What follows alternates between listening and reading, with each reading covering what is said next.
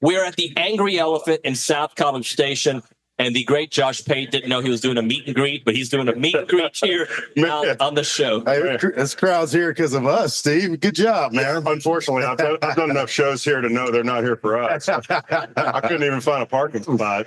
Gentlemen, thank you for coming. How's everybody doing? We're doing great. Doing great, man. Excited about Saturday. Just keep winning, baby. Yeah. Got a ranked opponent coming into Kyle Field. I'm excited. It's a shame it's at 11, but we're going to rock the house anyways, right? We'll take what we can get. Hey, Steve, you're going to like this. We got to start with it. I knew it. Yes. I take Seth to the Astros game the other day. Right. Call him. Hey, you want to go to the game? Oh, yeah. So we go down, Astros Tigers, 1:30 game. One of my buddies calls, but between now and then, one of your fellow restaurateurs in Houston. All right. And he says, hey, Billy, what are you up to? I'm about to head to Astros. Oh, man, I was about to invite you. I said, oh, I'd love to. I'll come say hi. I'm going with one of my buddies. Well, we got 2 tickets. I said, okay, well, yeah, sure. And so we go down there. And he says, we're going to be in the suite. My buddy just offered, I got 4 tickets to suite. He said whose it was, whatever, but I didn't assume that person will be there. We get up in the suite. There's people guarding the door, and I'm like, oh no. We go in, so I get the experience of watching Seth meet 50 Cent. And Big Kurt. it's Seth with, coming straight from work in a work attire, Like a pink shirt. Middle-aged man. tucked in with the khakis pulled up to here. Like 50 Cent had no idea Brian Dennehy had come back from the dead Tommy and was coming in. So it was funny, and I was just so disappointed because he kind of up, in the middle innings, kind of popped up and gave a little wave, like he walked by me and gave one of the. I thought he was just getting up to go to the bathroom, and then the whole rest of the group got up and they all left. So we didn't get. I wanted to have a picture of Seth. I know. And I wanted to have a real one with him. So he was just there for the wave to the crowd. And I want to get him up on P. Diddy, see if we can get some baby. You probably would have done that. I would have 100% brought it up. The new grinder. Yeah. Big grinder. Get rich or die trying. All right. What's your favorite 50 Cent song? Up in the club or something like that. I guess. That's a Couldn't good even get his most popular song. I would have said Many Men, but Many Men. Oh, yeah. Apropos for this being here at the Angry Elephant. Many Men. So I ended the segment with Josh Pate with something I want to ask you guys. All right. And Billy, I think you chimed in a little bit, but let's get deeper. What does it? I feel it does. Does it feel different, this 4-1 start, to last year's 4-1 start? By the way, I love what's happened with Pate since we've known him. He's blowing up, dude. And no one deserves it more. There's not a better at what he does, B, better guy. This is cool for me to say. I really mean that. He seems like he gives really genuine, feedback. There's no agenda, no bias. Like, it just seems very authentic. Yeah, It's good stuff. I'll jump in on the 4-1 comments that I think that I like this start because we've actually played some quality opponents. I mean, I don't care what you say, Florida, Arkansas, SEC teams, Notre Dame. We had no business losing the game. We've already discussed that, and it was a one-person deal. But this 4-1 start feels really good because of our offensive line, man. Yep. Like, that's a completely different feeling that I've had than the past 2 years, where you look at this group, and they are truly performing great. If you go back, and Jim's been great, dude. Jim Turner has been great on your show. Yeah. And if you're like an offensive line nerd, you're loving what he's putting out because it's so detailed. And the film that he's showing, all of the guys were looking good, man. Crownover's making good plays. You look at Besantis, some of the things that he was doing was just, he's going to be in the NFL for a long time. This kid's going to be really, really good. And then you look at Zune, and of course you saw his stats with what PFF put out, but the offensive line is what gives me hope that this team can keep going in the right direction. They've been playing really, really good. Yeah, I mean, I agree. I mean, I think the offensive line has been a strength of the team. I look at this 4-1, and you try to take the Notre Dame game, in context and understanding we had a different quarterback. He was having a very bad day. And since then, we've had a different look on offense. And we haven't quite figured out our passing game yet. And that's probably the thing that gives me a little bit of concern going into this schedule where we have to compete against some pretty good defenses. I don't think Missouri's one of those, but I know we got to get our passing game going. And I think tomorrow it's going to be critical to not just get the passing game going, but get the run game going early. We can't wait till the fourth quarter to run the football. We got to run it early, establish the run, and that's going to be what opens up the passing game. I think we know with this A&M defensive line, they've been good all year, first of all. Second of all, they were great last weekend. And to combine that with what they're saying about the O-line, I feel good about A&M winning the line of scrimmage in most of these games they play from here on out. Mm-hmm. You almost isolate Texas. I still don't know enough about their D-line. And I think that Texas O-line versus A&M D-line will be a battle. But even that game as we sit here today, I think A&M matches up well in the trenches. I mean, I think they're fine in the trenches against the number 2 team. That part of where A&M will go on and on about where they're going to have a problem might be with that skill talent that Texas. Anyway, most of the weeks, including this one from here on out, I think A&M wins the battle in the trenches. Here's what's interesting to me, guys. Last year, A&M beat an Arkansas team that was pretty damn rancid. Yep. I think Arkansas is much better this year, first of all, than they were. I think they're better coached on offense with Petrino. I think they've got different weapons that make them a lot tougher to defend. That's a better Arkansas team, I think, noticeably. Second, the loss that there was no Florida en route to 4-1, right? They didn't go on the road in the SEC and win a game en route to 4-1. The other thing, the biggest thing, Miami whipped A&M's ass last year in that second half. They pulled away right before halftime. It could have gone a lot different. Miami built like a 15, if not 20-point lead in the second half. And here's the biggest thing. Against Notre Dame, I didn't see anything that made me go, man, that scares the hell out of me for the rest of the year. Mm-hmm. Because I knew, and there's no world that I think Connor would play like that every week.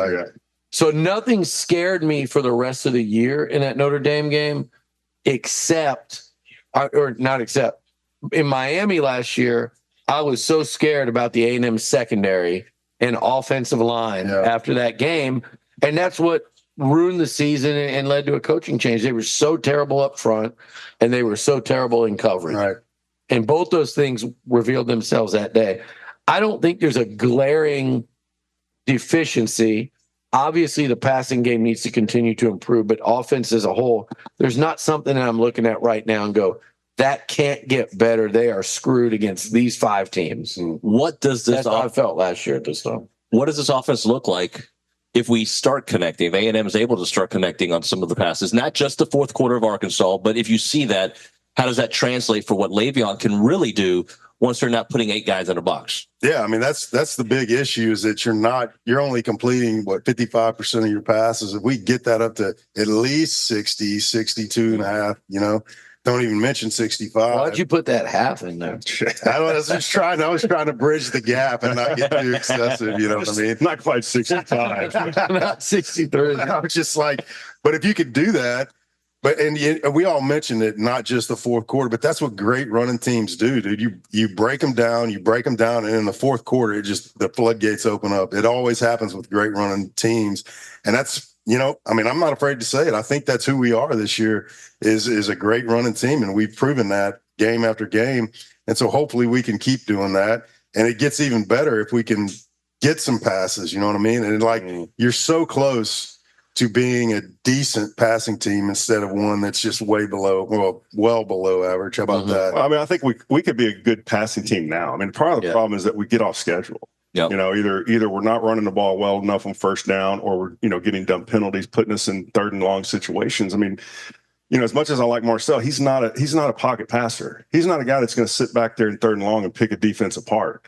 But put him in 3rd and 2, 3rd and 3.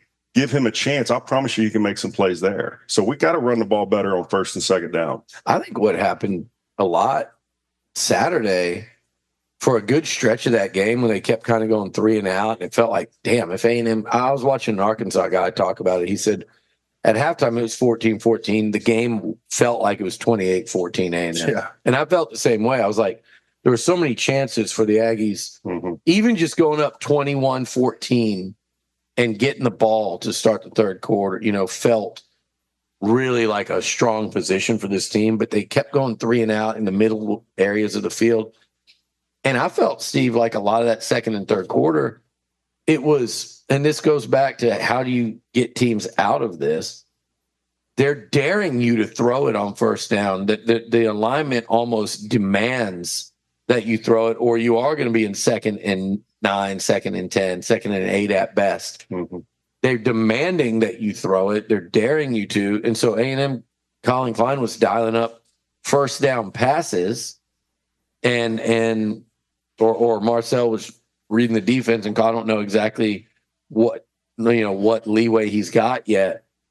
But they throw on first down, it was incomplete, and that's why they were living in 2nd and 10. And then they wanted to get into 3rd and manageable, and they'd run for about 3 yards, and they kept looking at that 3rd and 7. Pass, run, pass. Yeah, I mean, you got to mix it up, but we got to do better on first down. Yeah. Period. We can't be sitting in 2nd and long. That's not where we want to be as an offense, especially with a quarterback that's not going to sit back there and 3rd and long and do good. I mean, he's a one read quarterback.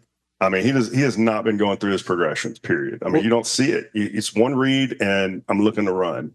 By time, move around and run if I can't find anybody. And if, in a worst case scenario, if they are going to force you to throw the ball, just have a check to where it's like a built-in, this is what's happening, and we got an easy completion there. I don't know what the defense is going to give you, but it doesn't need to be just a typical pass where you drop back and let him read, just like what Steve was saying, but just dial up a pre-program, even if it's one of those, everyone hates the word, right? One of the jet sweeps or bubble or whatever it is, but just get something out there so you're at least at 2nd and 7, and now that's at least a manageable situation or something like that. That's what I would do. The good thing is that our defense is so strong that, and we kind of knew that going into the season, that no matter how the offense was performing, that defense was going to keep us in games, and that's basically what they've done. When the offense has struggled, we're still in the game. I mean, Notre Dame, we're tied with 2 minutes to go because of the defense. Yeah. Arkansas, we're in that game because of the defense. You scored 21. Yeah. So, and by the way, the defense essentially generated 7 of that. Yeah. Well, one of the things I found remarkable is that they were able to win a game with Marcel at quarterback, struggling passing the ball, and only running for 10 yards. Right. When you think of Marcel, he's got to use his legs. He was not able to use his legs effectively in that game. He was he hung. I was the most impressive thing about Marcel Reed to me on Saturday was as they were going 3 and out, punt, 3 and out, 4-play, 5-play drive, punt. As that was happening, I never once saw it affect his body language. I never once saw it, an incompletion lead to a bad mistake. He didn't turn the ball over. And then, I mean, to me, he's sitting there on the goal line, a 1-inch line in the third quarter. I mean, the early fourth quarter of a 3-point game. And on first down, Colin Klein calls a pass. Marcel rolls to his right, right in front of me, fires a strike. And I saw how much he put on that throw. He fired it in there. Great. It's not a great catch, but it's not. It was a sliding, tougher than you think catch by Jabri Barber at the sticks. First down, move the chains. That play right there. Had he let anything that had happened earlier in the game affect him mentally at all, he's probably thinking way too much about that throw and doesn't make it. Yeah, that changes the whole game. Then you're at second, and it was an easy throw. But it was an important throw in that game, and it had to be perfect, and it was. And he just looked calm in the face of adversity the other night with the other day with a game on the line, and that just impressed the hell out of me because his demeanor, his pulse, none of that ever changed. Yeah, that's his. To me, that's been his best attribute is that he hasn't turned the ball over, and he doesn't take a lot of sacks that I can think of. And so that's a huge situation for, despite the incompletions and things like that. I mean, you couldn't ask for anything better and more efficient than that. Just manage the game, and that's effectively what he's done to a certain extent. Could you see a scenario? Billy was talking about it earlier with Josh, where both quarterbacks potentially play in this game. If Connor's good enough to go, do you want to see Connor in this game a little bit? I think you got to roll Marcel out there first. You know, you got to give him a chance to go. You see what he's doing. I think if he starts to struggle, we're not running the ball well, we're not throwing the ball well, you need to make a change. That's when you do it. But you give Marcel his opportunities because he's earned the right to keep playing. Yeah, I'm not a fan of the dual quarterback thing. I mean, I'm not going to say that you don't have two. I think we do have two, but I just don't like the flow of the game. Even as a player, it's weird. I've been in those situations myself, and it just doesn't work as good as just one. Just dial up somebody and then hope that it works. And if it doesn't, then switch, but don't just be rotating in and out for no good reason. The back and forth. It's got to be for us to get a spark. That's the only reason. Greg Jasper's in the house. Say howdy to Greg, who runs this joint. He's the guy. Philip Vargas is with him. Another great guy. Does not run this place. Runs a great household, though. Hey, gentlemen, I want to talk a little bit about where potentially Missouri could be vulnerable in this game and where maybe A&M is vulnerable against Missouri. Just from what you've seen, read about Missouri, where do you think they could be vulnerable? Go ahead, Seth. I'll tell you what I like about this matchup versus Missouri versus last year's matchup, if you will, if we did, but is that our defensive backs are playing so well against these great receivers, especially Burden. So, I mean, I think that if we're going to match up well with them and going to have to match up well and rise to the level, it's going to be at that position. And I know they have some good defensive linemen, but also that's where we've come up to. So Billy mentioned it. I mean, our two weakest points from last year, I mean, dare I say it, like some big strengths this year. So I'm excited to watch this game. I'm saying that our DBs have played really well this year, but they haven't seen this level of skill at the wide receiver position. Not close. Not even close. Right. I agree. So that'll be the interesting and important thing to watch. I think our D line could really have a lot of impact on this game.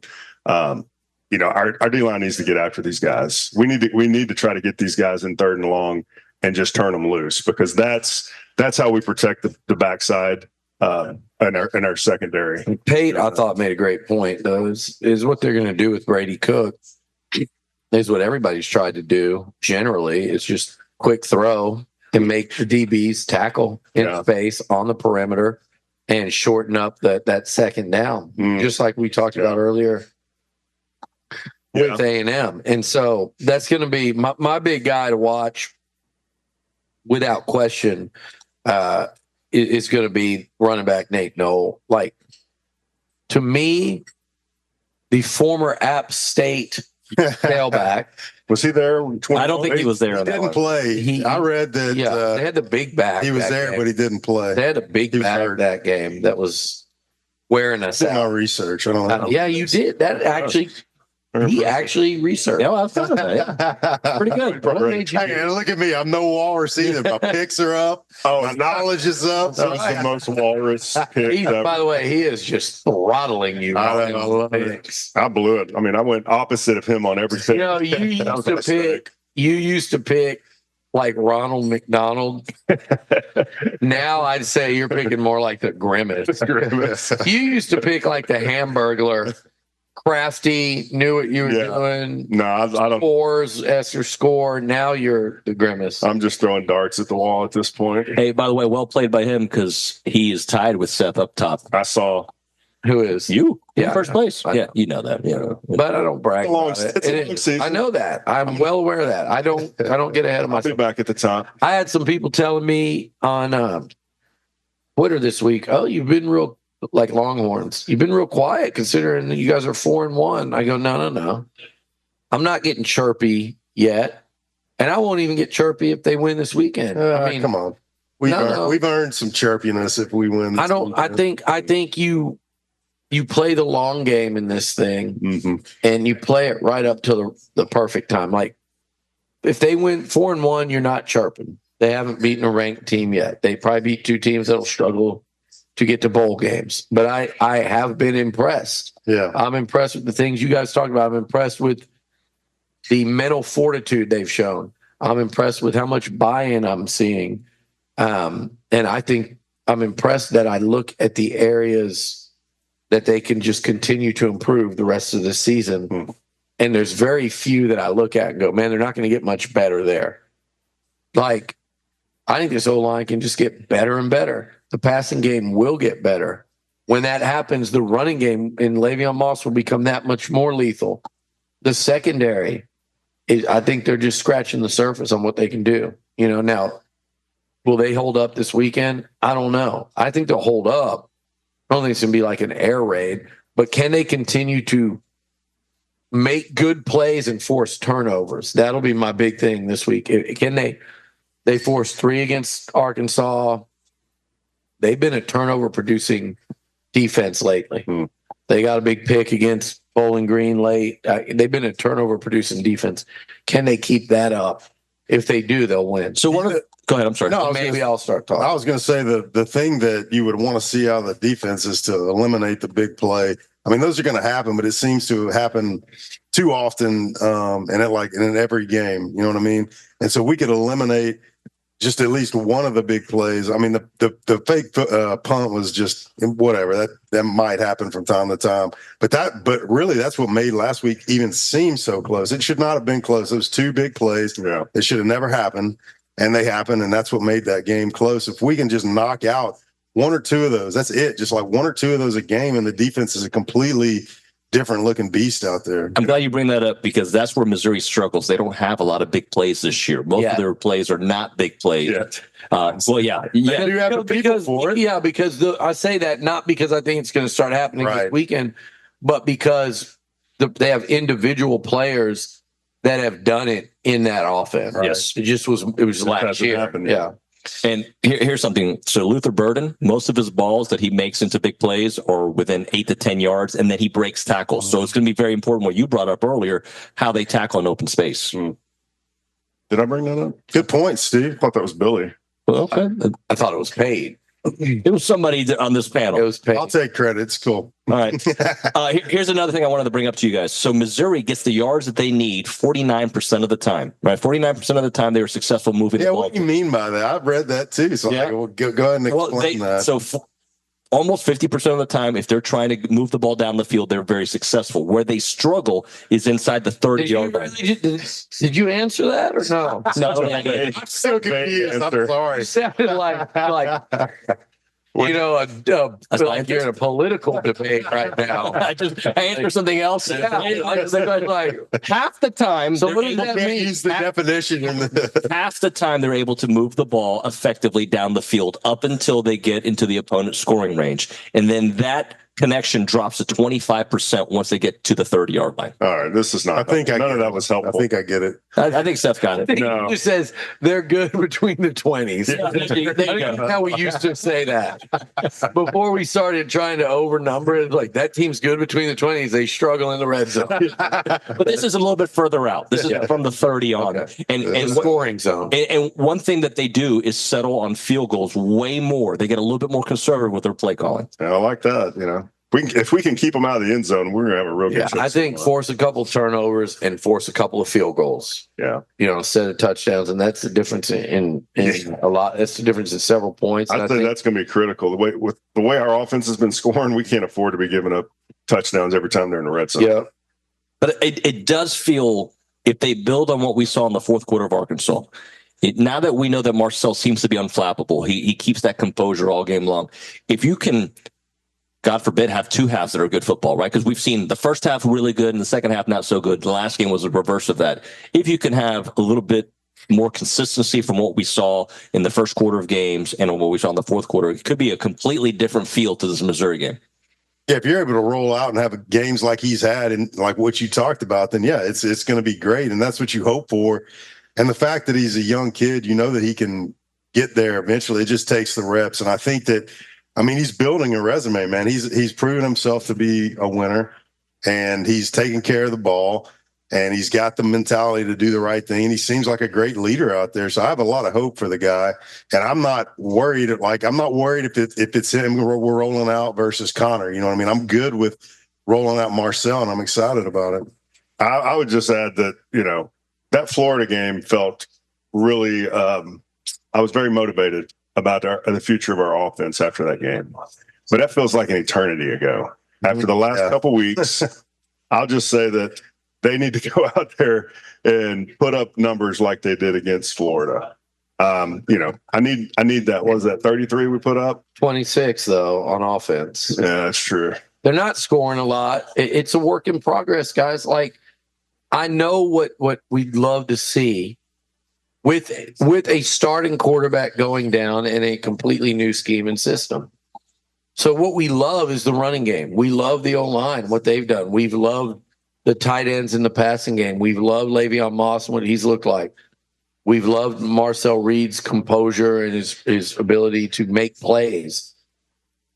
We just watch a change from a guy that a lot of people thought is going straight to the NFL quarterback after one more year to a freshman that had played one football game. Yeah. And so, I know what we all want to see. And by the way, we need to see it as the year progresses. But to not have seen it in the first 3 weeks, but seen enough to get you hopeful and excited, I think that's a good thing. Yeah. Now, what I do think you need to see this week, though, 11 a.m. game, they need to get the crowd into it early. Yes. A strong start to this one offensively will go a long, long way, I think, towards A&M winning this game. And by the way, all these fans, you're feeding into this. We're on radio. I want to cuss so bad right now.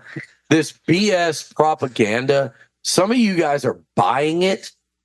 And because are we talking about like the crowd noise? The ticket sites like show like tickets available, and everybody is trying to say, like, I saw some jackass, sorry, well, you could say that, jackass donkey say, oh man, the stadium's going to be half full down there in College Station. Shut your ass up. Nah. It's not. And quit falling for it if you're Aggies. That. And these, I'm on with this younger group on group chat. Or a private, you read it, but I don't know what the deal, how Twitter works, but I read all this community, and everybody's like infighting, like, oh, you young punks go home to hang out with your mommies during fall. Like they're all scared of fall break. Like there's a certain group of people that are scared that fall break is going to keep the students out. Just go to the game, and if there's not people there, I'll be shocked. Yeah. And I'm damn sure not going to sit here and worry about it all week and try to talk through my feelings on TexAgs and Twitter. Yes. Luke, you're one of them, Evangelist. You're going to fall there. Break. Come on. Yeah. But he's a guy that's worried about the other fall breakers. Well, he's home in Flower Mound. I can't make it to the game. Sounds like you just talked your way through it today, man. That's good. I talked my way, and I shouted down the meek and timid. We don't have room or time for that at Kyle Field on Saturday. That's right. I don't know. Actually, we can get all the meek and timid we need in there, but just cheer, yell. I'm sorry, yell. Be scared, but yell. Don't cheer. Let your fear, come out in the way of yell practice. There you go. Hey, so. At the break, I'm going to read you a text that came in about you. Good. Yeah, I'm not going to do it here. Well, tell them if they just show up at Angry Elephant in the next 20 minutes. I'm ready to have somebody's ass. Okay, you'll be okay, I'll read it from somebody at Bright Broadcasting. Somebody being nice. No, they're just saying you can't use as a word. But I could use jackass. Probably. I know you can. Tricky FCC. I know you can. Yeah. Hey, it's TexAgs Live at the Angry Elephant. Appreciate everybody coming in. By the way, complimented earlier on how good the show was going. And somebody texted me and said, you should earn a medal today for dealing with us. I don't think today's been that difficult. I think it's been good. Yeah, pretty good. I feel like they haven't really brought much energy to my Just give people props every once in a while. I gave you props. You did. Sorry. He's right. Sorry, guys. I gave Pate plops. Flops too? Yeah. Props. I gave Pate props. I gave you props. Pate took a picture with everybody who wanted to take a picture. That's right. This parking lot was full, so good for him. It's emptied out because apparently we are not bringing any. These are the real TexAgers. And when Steve puts his glasses on, like I know his reader, everybody. Hold on a second. Let me get Gotta read, man. So when you need glasses, don't even act like best not to be able to read. All right, gentlemen, it is now time for our Freak of the Week. It's the Freak of the Week. That's pretty good. That's good.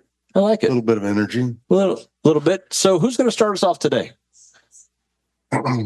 The energy that we talked about.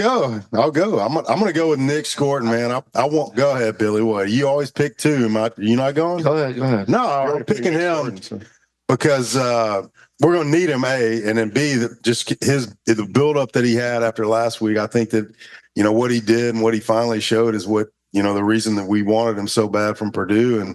And that was great to see. I mean, huge plays, game-changing plays, and hopefully he can have that kind of impact on the Missouri game. Yeah, I like that pick. I think he will have a good game. I'm going on the opposite side of the ball. Marcel Reed. He's, I think we're going to see a step forward. I think, last week and the week before, we saw a few little flashes, but we haven't seen anywhere near what we saw at Florida. And I think you're going to get the Florida version plus the confident version that you saw at the end of the Arkansas game. Coming home, it's 11 o'clock kick. I like that for them. And I think Marcel's going to throw the ball a lot better this week. I think it's going to clean up. I like it, Billy. On defense, I'm going to go, well, that probably is a sleeper. So let me go freak of the week. Defensively, I'm going to go. You went Nick Scorton. Mm-hmm. I'm going to go on the other side of that line. I'm going to go Shamar Stewart. Nice. I thought he had the game-changing play. Yeah, that was awesome. On Saturday. That was unreal. I think he's playing great football. He was balling. I'm going to go Shamar on defense. Offensively, I think I'm going to go back to the well. And I think Noah Thomas has another big game. Nice. Another 100-yard game for Noah, back to back. You've been glazing him for weeks, man. Did Twitter teach you that word? Hunter goes home and teaches him. Steve's got a high school kid. Oh, my God. Yeah, speaking of glazing, I'm about to go over there and get a glazed donut at Shipley's. When you put me in the parking lot of a Shipley's, there's going to be a A problem. dangerous place. Right before lunch, too. Nuno. All right, now it's time for these. You don't pick? That you never let me pick. So I've never picked. So I feel like it's Communist China. Sleeper of the week presented by the Sleep Station. Go see Jared McLeod and ask him. I'm sitting with a couple of Tim Walls lookalikes. I'll leave for that kind of comment. All right, I am not friends with school shooters. Anybody Photoshop? No. This is the angry elephant, all right? No, Donkey, all right? Tempur-Pedic or purple mattress in the Specs parking lot at Texas and Harvey in front of the Lowe's and William D. Fitch on Highway 6. Visit thesleepstation.com. Steve McKinney, you like start this us off. bar, man. My sleeper this week is going to be somebody. I don't think I've called this guy out at all, maybe ever. But it's time for him to If show. you use mine, I'm going to be pissed. I don't think so. He just got another text from Brian Broadcasting. Just kidding. Billy mentioned it earlier how important it was for us to stop the run game.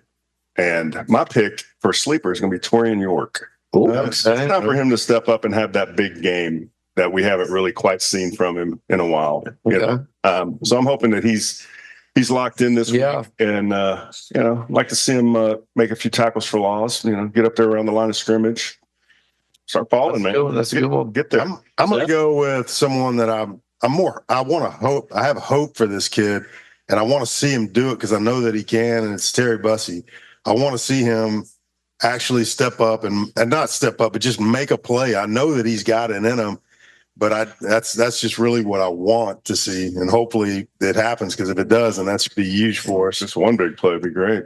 Speaking of one big play, I'm going to call for a Dalton Brooks interception this week. Like him. Dalton Brooks pick. Another blazer. What? It's worked. Did you see him last week? Yes. Okay. Did you see Bryce Anderson go for the pick six when I glazed him against Florida? That was my pick. Did you see that? Yeah. Did you see Le'Veon or Noah Thomas go for 100 last week when I picked? I'm on a roll. You are. And with my roll, I'm going to go with Dalton Brooks with an interception, and my sleeper of the week is a guy you guys probably don't even know is on the team. He wears number 18. Who's that, a tight end? Nope. 18. Seth? I mean, like, Did your what homework side of- turn this what one up? side of the ball? Cassius Howell, Oh, all right. Almost had a pick defensive six. end, Let's think almost had a pick six last week. I think Cassius Howell gets to Brady Cook a couple of times on Saturday. He's a dude, man. It is now time for the Pick Six presented by Prize Picks. Sign up today and get $50 instantly. When you play $5, you don't even need to win to receive the $50 bonus. Is guaranteed. Go to prizepicks.com/TexAgs. Use the code TexAgs to receive that guaranteed $50 once you play those $5 lineups. Ladies and gentlemen, the top of the leaderboard, Billy Liucci. Last week and all season long, and Seth Yeah, thank McKinney, you. both Hey. at 5. Alphabetical order. And Caroline Fenton, all three went 5-1 last week. Oh, And boy. Don. But tied for first place, Billy and Seth. Third place, Jamie McCoy, and then the rest of us are in fourth, fifth, and sixth, and seventh place, apparently. All right. So I don't know how that's possible. We only have 6 of us doing it, but apparently we have somebody tied for seventh. I think That's how he's bad old it not is. do it anymore. He is That's how doing it. bad You have it is. 7. We have 7 now? 1, 2, 3, 4.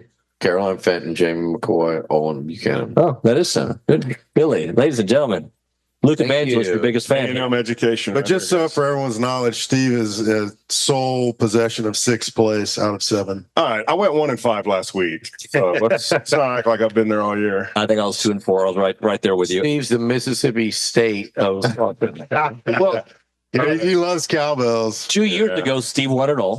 Yeah, thank you. Last year, I won it all, and we're both almost in last place. So there you go. I'll be back. Week 6 games. Auburn 2-3, 0-2 in the SEC at Georgia, 3-1, 2:30 start, Sanford Stadium. Ready? Streaming on ABC. Georgia favored by 24.5 points. Yeah, this is Georgia's going to be upset. I'm picking them to do this deal, win and cover, of course. Okay. I'm going to pick Auburn to cover. I think Georgia wins by like 21, though. Be my guess. They're Yeah. mad. If I you're don't gonna, think you understand how upset they are. Yeah, I mean, they very well could blast them, but I mean, that's a rivalry game. It's hard to see a blowout that bad. I kind of agree with Steve on this at so many points, but I think I'm trying to think of Auburn and their ability to score or not score against Georgia. How about I'm their gonna go ability to stop I'm gonna them? go Auburn to cover. I'm gonna go Auburn to cover. Is Ryan Clark wearing a suit that's half pink, half gray, or am I? I'm looking at it. Anyway, I go Georgia. It is half gray, half pink. What the heck? I go Georgia over. I go Georgia to not cover, but win by 17 to 21 points. All right. All right. The second game, Ole Miss, number 12 in the country, 4-1, 0-1 in the SEC at South Carolina, 2:30 start. ESPN broadcast. Ole Miss favored by 9.5. Well, I don't like Ole Miss, so I'm going to pick South Carolina. Maybe not to win, but to at least cover. Okay. I want to pick South Carolina too, but I'm really trying to gain ground on Seth now. I'm about to dig myself another hole. Give me Ole Miss. They win by 10. I took Ole Miss too. I'm taking South Carolina to cover. Ole Miss to win. Okay. Who's the quarterback for South Carolina? Sellers should be back. Should be back. Should be back. That's the way Pate said it. It's like Back. he said he could see both quarterbacks playing. I like South Carolina to cover. Their defense pretty good. I like them to cover at home Here's another big game. with an off week. I want them to win. I don't think they will. No. Iowa's 3-1 at number 3 Ohio State, who's 4-0. 2:30 start. Ohio Stadium. CBS broadcast. Ohio State favored by 19.5. I'm picking Ohio State on this one. Wow. I'll stay at Iowa. Iowa. At Iowa. No, Iowa at Ohio State, according to this. Okay. Yeah, give me Ohio State. They win that by 3 touchdowns. Very somber segment, by the way. I feel like we're. I know. Beautiful. I'm telling you, Seth came in, and I think really, my word. It's all, you did. You're all stopped up. It's just. I think I'm going. I thought he's some flow days. I'm going with Notre Dame in that one. I'm going with Ohio. I'm going with Ohio State to cover. Look, here's the deal. I don't know enough about either of those teams to just sit here and ramble off who's going to do what. Yeah, break I'm it picking down. Ohio State. break down Iowa's offense for us. All right, I'm gonna. 21 points though against Iowa. defense that usually is strong. Right. See, now we're thinking. 28-7. Did you see that score? I can see 31-10. I'm going to Ohio State. All right. I'm going to match the energy. Number 4. No, I'm not. Okay. No, I'm not. Oh, the old switcheroo. I'm going with Iowa to cover Ohio State. That is what I did, Billy. Number 4, Tennessee. They're 4 now. At Arkansas, who's 3-2, 1-1 in the SEC. 6:30 start. Razorback Stadium. Tennessee favored by 13.5. Hey, we should have beat them by 13.5, and I think Tennessee's got the offense to put up that many points. So aggressively, I'm going to pick Tennessee to cover. Hate this one. Mm-hmm. At Arkansas. Man. Night game. Night game at Arkansas. Everybody's going to be sleeping on the hog. Freshman quarterback coming in. Place is going to be rocking. Give me Arkansas to cover. Give me Tennessee to cover. It's gonna be a big week for Steve. Billy he was just egging me on the whole time. That's what if I wouldn't, I'd be in first place if I didn't let you change my mind. I think that would be a competitive game, but I'm gonna go. I feel like I'm gonna go 1-5 again this week. This doesn't even feel good. Number 10, Michigan. They're 4-1. They're at Washington, who's 3-2. 6:30 start. Husky Stadium. Washington favored by 1.5. Man, I just don't think that Washington is terribly good this year, and I think Michigan is, decent at least. So I think Michigan's going to cover this. Mm-hmm. What's Washington 3-1? They are 3-2, 1-1 in the Big Ten. Who'd they lose to? Rutgers. Thank you. Undefeated Rutgers. At Rutgers. 11 o'clock Conference game. Old Jed Fish. One of my Aggieland's favorite, TexAgs' favorite. They wanted a Georgia defensive coordinator who's getting his pants pulled down and by Kalen DeBoer, and then they wanted Jed Fish because people told them Jed Fish was the next Nick Saban, and they believed it. It's so funny because he was a tight end coach when I was. You were not on board with that. I just thought it was hilarious how people were acting like he was going to be such an amazing Nick Saban type coach. I was like, Jed Fish? Well, what are y'all talking about? That's what I said about Kirby Smart, because he was like a quality control guy at the Dolphins when I was there.